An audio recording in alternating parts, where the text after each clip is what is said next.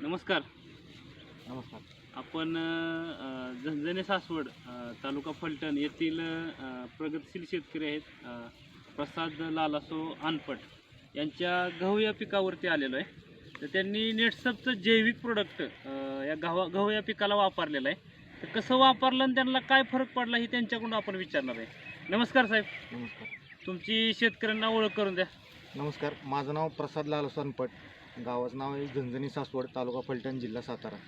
तुम्ही नेटसपचं जैविक प्रोडक्ट वापरलं का? हो, वापरलं मी. कसं वापरलं?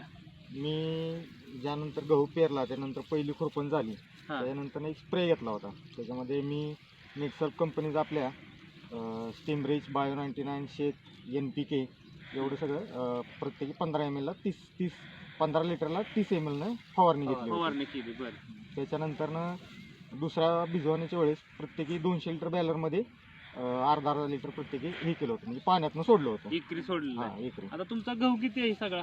सगळा म्हणून 4 एकर गहू आहे.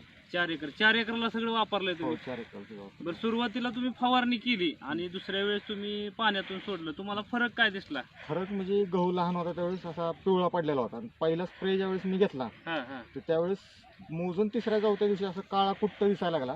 आणि हा गहू जर बघितला ना तर हा गहू एकरलेला आहे. लोकांचं बघितलं ना तर आता गावात बाकी शेतकऱ्यांचं तर गहू दुवारले तर काय नाही, एकरून ईस काढले, तर आपण काय तसं केलेलं नव्हतं. फक्त एक एकरलेला आहे. हां, त्याच्यामुळे काय झालं, फुटव्यांची संख्या लय वाढली. त्याच्यामुळे लोकांना असं बघायला यायला लागली गहू की गहू म्हणजे एवढा कसं काय जोरात? त्याची हाईट बघितली किंवा गव्हाचं उंची बघितली. आता माझी उंची जवळजवळ 5 फूट 7 इंच आहे. म्हणजे गहू कुठं लागतोय बघा आता 5 फुटापर्यंत गहू 5 फुटापर्यंत गहू वाढलेला आहे. बरं, म्हणजे पिवळा पडला होता तुमचा गहू, हो, पडला. तो पूर्णपणे काळोखी आली हो. आणि नंतर फूट पण वाढली चांगली हो, आणि हाईट पण वाढली. आणि उंबीमध्ये काय सांगताय तुम्ही? उंबी भरलेली आहे चांगली. चांगली भरलेली. बरं बरं बरं. भरलेली आणि याची लांबी बघा ना कशी. लांबी पण चांगली आहे. जवळजवळ 4 बोट आणि 2 म्हणजे 6 बोट बसतात एवढे उंबे आहे. हो.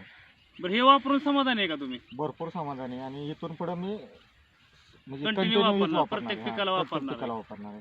तुमचं उत्पन्न वाढलं असं वाटतंय का तुम्हाला? अहो, विषय नाही, भरपूर भरपूर तुम्ही म्हणजे पूर्वी गहू करत होता का? हो, भरपूर. किती एकरी किती निघायचं तुमचा? एकरी 8 किंवा 10 पोती निघत होती. आता किती निघाला असा अंदाज आहे तुमचा? आता एकरी 20 क्विंटल पर्यंत गावाला 20 क्विंटल, म्हणजे डबलनी उत्पादन वाढलं. हो. म्हणजे बाकी तर म्हणतात लोक 25-30 हां. क्विंटल पर्यंत जाईल. पण 20 तर कुठे गेलं नाही. हा, 18-20 मिळावं एवढीच अपेक्षा आहे, जास्त हां. पण नाही अपेक्षा काय. गॅरंटेड निघू शकतो. हो, पहिला 8, 9, 10 पर्यंत जायचा हो, तुमचा. 10, बरोबर. फक्त तुम्ही 2 फवारण्या केल्या आणि पाण्यातून 2 सोडले. हो, बरोबर. म्हणजे जास्तीत जास्त तुम्हाला खर्च जर बघितला तर 2 ते 3,000 रुपये आला असेल एकरी खर्च. सगळं मिळून मला 6,700 रुपये खर्च आला. 4 एकराचा. म्हणजे खूप कमी, 1,500 रुपये एकरी खर्च हो, आला. हो. आणि उत्पादन तुमचं डबलने वाढलं. हो, प्रत्येकी आता 8 क्विंटल जर वाढत असेल तर 2,500 आणि किती झालं बघा ना, 8 2 16 आणि ते 4,000 म्हणजे 20,000 रुपये एकरी वाढलं.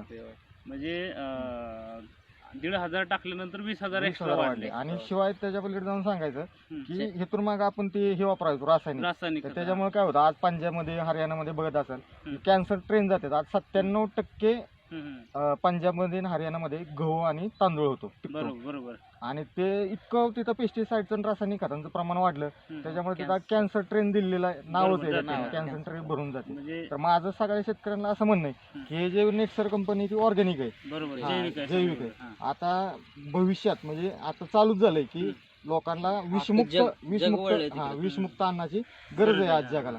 आणि ही फक्त शेतकऱ्याशिवाय कोणी देऊ शकत नाही. त्याच्यामुळे माझ्या सगळ्या शेतकऱ्यांना सांगणं आहे की नेटसर्फ कंपनीची सगळी औषधं ऑर्गॅनिक आहेत आणि प्रत्येक शेतकऱ्यानं स्वतःचं उत्पादन वाढवावं आणि लोकांना विषमुक्त अन्न द्यावं.